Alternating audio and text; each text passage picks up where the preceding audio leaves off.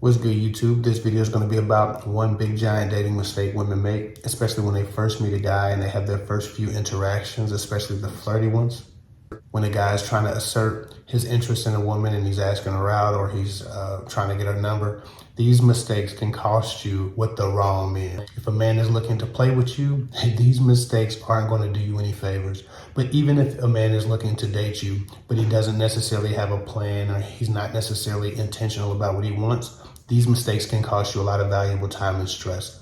It's really actually just one mistake, one big mistake that happens in a bunch of different ways, and that is allowing a man to leave you in suspense and not be specific when he approaches you about something. Women have to learn to be confident in calling out a man's ambiguity. Whether he's doing it on purpose, strategically, or on accident, it doesn't matter. I'll give you a couple of examples. A guy might say, yo, we should hang out, we should go out. You should let me take you out. And it sounds great, especially if you're attracted to him, especially if you would hope that he would do such a thing, right? You want that to happen. But that's not the way to approach you about that. At least not by itself. There should be some more information coming. He should have some specifics ready. When you allow a guy to say something like this, but not back it up with any specifics, you start to think about, oh, I wonder if he's going to ask me today. I wonder if he's going to do it tomorrow. I wonder if he's going to, I wonder what it's going to be. The easiest way to get in a person's mind and to cause a person to like you is to force them to think about you. And the easiest way to do that is to be mysterious and get them trying to figure you out, right? Whatever you're thinking about, whatever you meditate enough about, that's what you start to gravitate toward. When we're dating, it's the same thing. The people who make us think or ponder or wonder or fantasize or dream or daydream about them, they are the people we start to fall for, regardless of their qualifications, of their intention, of what they offer in a relationship or bring to the table that we always hear about. So when a man leaves you in suspense or is ambiguous with you and you don't get the specifics, your brain naturally, from a very scientific and neurological place, your nature is to try to figure out the information that you didn't get from him. Your nature is to try to fill in the blanks and finish the puzzle. Unfortunately enough, that puts a person on our mind who doesn't deserve to be on our mind. And it causes you to fall for men that you have no business falling for and no legitimate reason to actually like. Just because you've sat around wondering about them, trying to fill in the blanks of the words they gave you that were too ambiguous, or the things that you want to know about them, or the things that they said they were going to do that now you're waiting to see if they happen.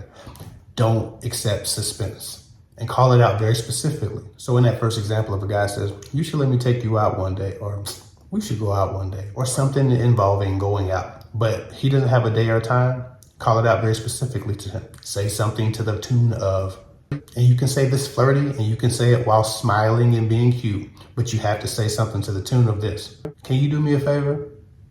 Don't ask me out unless you have a specific date and time and preferably a place ready. I don't do suspense. Yes, it might take him back. He might not know how to respond to that. It might catch him off guard, but at least you've established your self-respect, your values, and your principles for people to deal with you straight up. Now he knows he's invited to reapproach with the specifics. You didn't tell him no. You just said, don't ask me out unless you know exactly what you want to do and when you want to do it. I don't do suspense. Again, you can say it flirty, you can say it while smiling, but you must say it, look him dead in his eyes and mean it when you say it. If he tells you some bullshit about just going with the flow, we don't do that. We don't go with the flow. We set the flow. If a man does not like you enough to allow you to at least set that rule in front of him, he was never going to treat you well or take you seriously. He was really just poking at you, probably trying to get some ass. When a man who's truly interested gets a rule or a principle like that from you, he'll respect it as long as you didn't disrespect him or demean him in letting him know that that was the boundary. And he'll reapproach in the way that he's been now instructed to in order to make you feel comfortable and in order for you to know that he's serious. Okay, you want to play that game? Okay, that's what we're going to do. Next Tuesday at 7, this is what we're doing. Is that okay for you, Mom? Yeah, that's okay. That's how you do that. Or in the second example, a guy might say, I'll call you tonight. Or let me get your number. I'm going to call you tonight. Or something like that. You give him your number and then he tells you he's going to call you. Now you're waiting for that call. Now you're in suspense about that call. Don't do that. That's a mistake. Never allow yourself to sit in suspense waiting for someone who you don't know that you can trust, who you don't know enough to follow through on their word. A stranger's word means absolutely nothing despite how attracted you might be to them or they say they are to you. If a guy says, I'm gonna call you tonight, or I'll call you this week, or something like that, reject it. Verbally reject it right away. But give him a replacement. Give him an alternative. Smile, be cute, be sexy, do whatever you gotta do, but you have to take this part seriously. You don't have to sound like you've been through trauma. You don't have to sound like you're upset or you've been offended by this. Be cute about it, but you still gotta do it. You gotta tell him something to the tune of, can I tell you something? Smile, flirt, wink, be cute, whatever. There's no need to tell me that. If you're gonna call, just call. Just do what you're going to do, and I'll learn from that.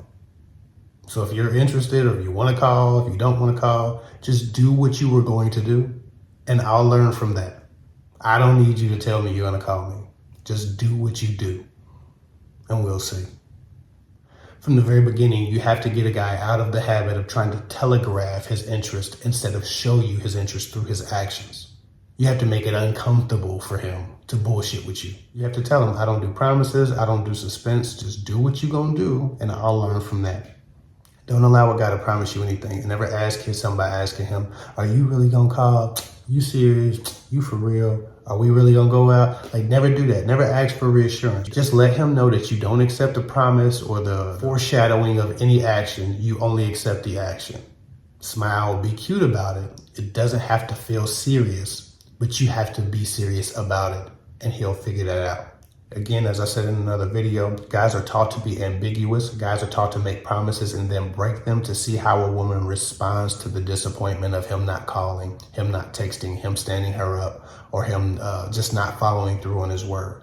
Guys are trying to figure out from the very beginning how much self-respect a woman has, how seriously she takes herself, how easy she will be to conquer if they are looking to just conquer a woman.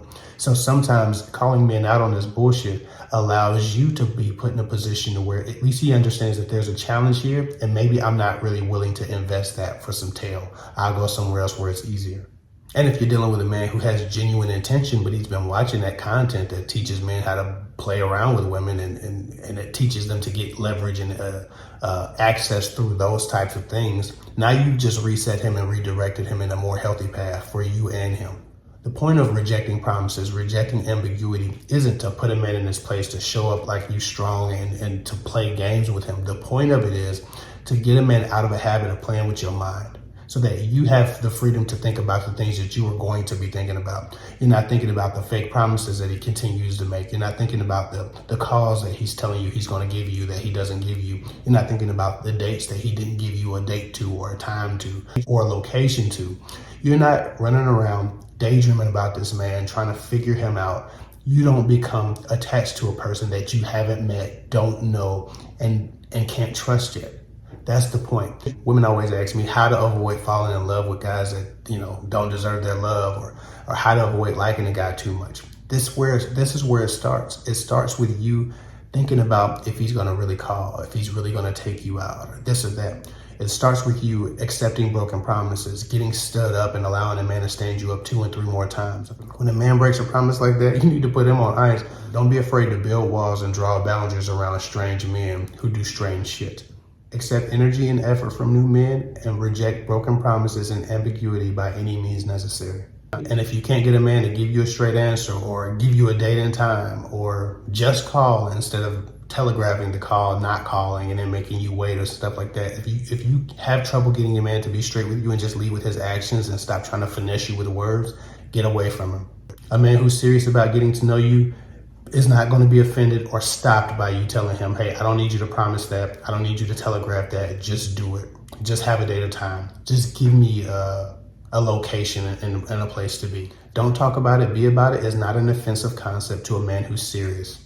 So at the very least, require that to start the process of getting to know a person. Of course, some guys are going to be bullshitters, but they're still going to do that. But you get a lot less of them than you will if you don't require at least this much from the very beginning. Anyway, I hope this helps. Please subscribe. If you haven't subscribed, hit the notification bell. If you haven't hit the notification bell, share my content. If you're not going to share my content with friends or family, share my content with media outlets online, whether it be on Instagram, whether it be on Twitter, wherever you like to share content to the masses or to particular media outlets. But share that stuff with somebody because people need this stuff. If you need to book a call or get coaching with me about your dating life or your love life, the link is down in the description. I'll get with y'all later.